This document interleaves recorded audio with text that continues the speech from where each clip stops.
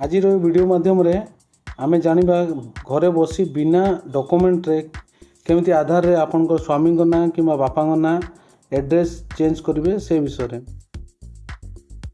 प्रथमे आपन गोटे HOF फॉर्म अच्छी फॉर्म टी को फिलअप करी ताको स्कैनिंग कर देबे, प्रॉपर्ली स्कैनिंग कर देबे। स्कैनिंग करके ताको PDF फाइल रे सेव कर देबे गोटे जगह रे।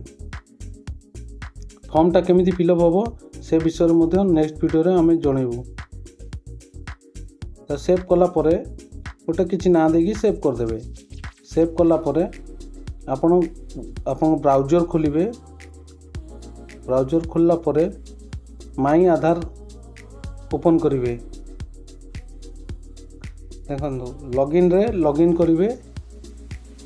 लॉगिन कला परे जहार एड्रेस चेंज होबो, जहार एड्रेस चेंज होबो कि जहार फादर्स नेम या हस्बैंड नेम चेंज होबो तांको ना तांकर आधार नंबर आउ कैप्चा एंटर करी सेंड OTP करेंगे। आर ए पोर्टाल यदि आप एड्रेस चेंज करेंगे ताले आपन दुई जनकर माने पितांकर कि स्वामींकर आउ कैंडिडेट दुई जनकर आधार रे मोबाइल नंबर रजिस्टर होइतिबा कथा। देखो OTP जाइए। OTP के वर्तमान मोबाइल को रजिस्टर मोबाइल को पड़ेला। आम ये से OTP टाको एंट्री करनवा।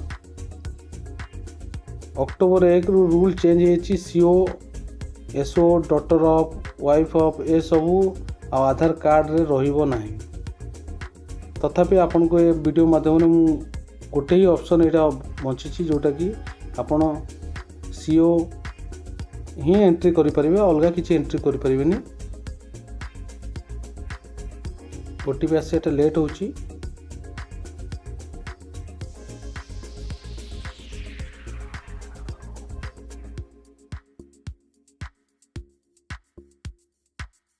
ये आमर वॉइस रे प्रॉब्लम थी कहीं आम एत बड़ यूट्यूबर नुह जे आपन को माने बेटर साउंड इफेक्ट दे पारू।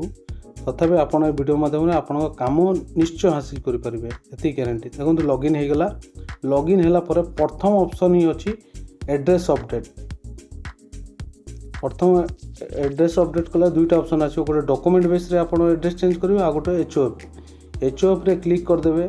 HOF क्लिक कला परे एमिति ऑप्शन देखा जिवो माने इंटरफेस आछो। तापरे HOF किए स्वामी किंबा बापा सेठी तांकर आधार नंबर दे देबे।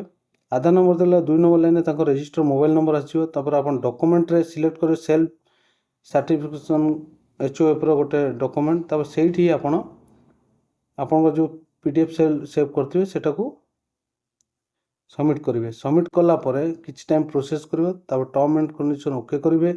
तब दुईटा पेमेंट ऑप्शन मिलिबो। पेमेंट ऑप्शन गोटे चूज करके आपन पेमेंट करेंगे। सेटा गूगल पे फोन पे आपन पेमेंट करि परिबे QR स्कैन करिकी। आउ अक्टोबर 1 रु जो ऑनलाइन करेक्शन चार्ज भी बढ़ी जाइए। जोटा 50 टंका थिला सेटा वर्तमान बढ़ी की 75 टंका हो सारानी। देखो वेरीफाई करेंगे आपन गूगल पे फोन पे जहाँ भी अच्छी आपन वेरीफाई करेंगे। वेरीफाई कला परे आपन प्रोसीड करेंगे। आपन को मोबाइल की गोटे रिक्वेस्ट जीवो या QR कोड स्कैन करके आपन करि परिबे। मो मोबाइल की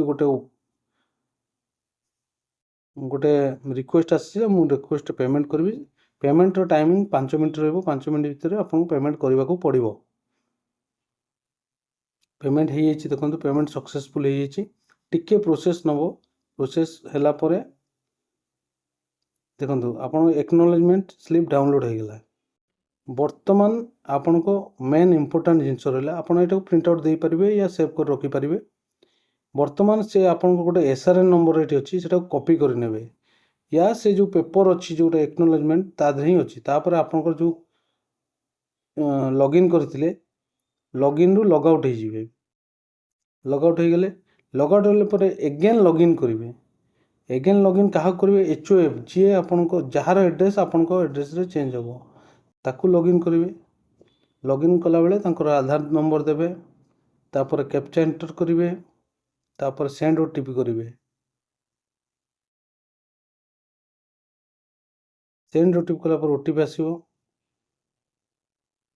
देखंतु सपोर्ट करंतु। आमे आपन को बहुत बढ़िया वीडियो देबो जोटा कि डॉक्यूमेंटेशन रे आपन को हेल्प करिवो। जहाँ भी आपन क्यूरी रही आपन कमेंट लिखंतु। आमे तार प्रॉपर सॉल्व आपन को या सही मेसेज कहीदेबू या नेक्स्ट वीडियो बनैकी आपको प्रोवाइड करदेबू। जेकोसी डॉक्यूमेंट आपको प्रॉब्लम होची लीगल डॉक्यूमेंट रे कोर्ट कचेरी काम छाड़ी लीगल डॉक्यूमेंट जोटा प्रॉब्लम होची सेटा आपन जणातु आमे निश्चय ताको सॉल्व करिवु। ओटीपी आसीगला बर्तमान लॉगिन करवा। लॉगिन कला परे आपन एठी गोटे ऑप्शन अछि देखो माई एचओ रिक्वेस्ट सेठी क्लिक करिवे। से जो एसआरएन नंबर को कॉपी करथिले या पेपर रे जोटा एसआरएन नंबर एस लागी थिबो सेटा एंट्री करिवे। तापर टिके अपेक्षा करिवे। तापर एक्सेप्ट ऑप्शन आसी एक्सेप्ट कर देबे। एक्सेप्ट कला परे आपन खेल सरी गेला। आपन को काम फाइनाली सरी जाइए। डैशबोर्ड जीवे तापर आपन जोटा एचओएफ रे लॉगिन करथिले लॉग आउट कर देबे। तापर 4-5 दिन वेट करिवे। आपन मोबाइल को मेसेज आसी जिवो कि आपनकर आधार करेक्शन हो जाइए।